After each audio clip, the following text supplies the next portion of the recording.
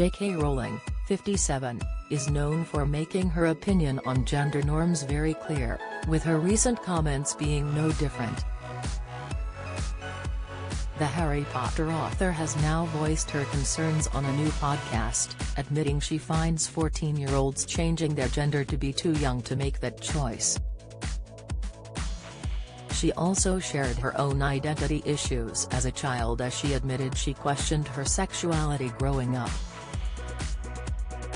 Harry Potter author Rowling came under fire in 2020 for the comments she made about menstruating, leading her to be the center of a transphobic debate. The best-selling author has now appeared on the podcast, The Witch Trials of J.K. Rowling, where she argues that teenagers are too young to change their gender. She said that people as young as 14 could never truly understand what the loss of their fertility is.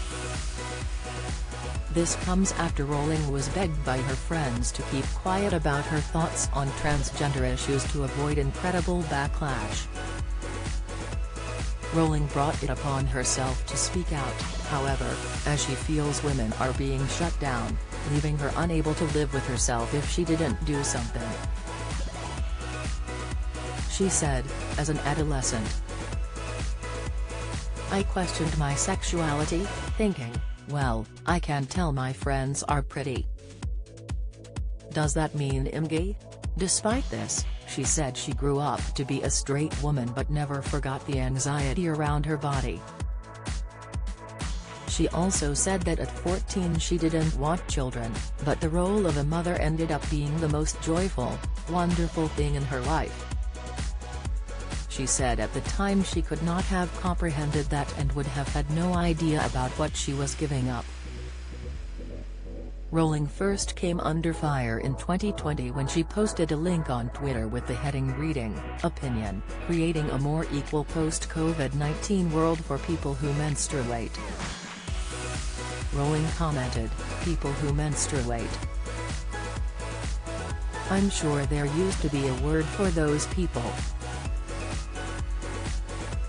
Someone help me out. Woman? Wimpin? Womud?"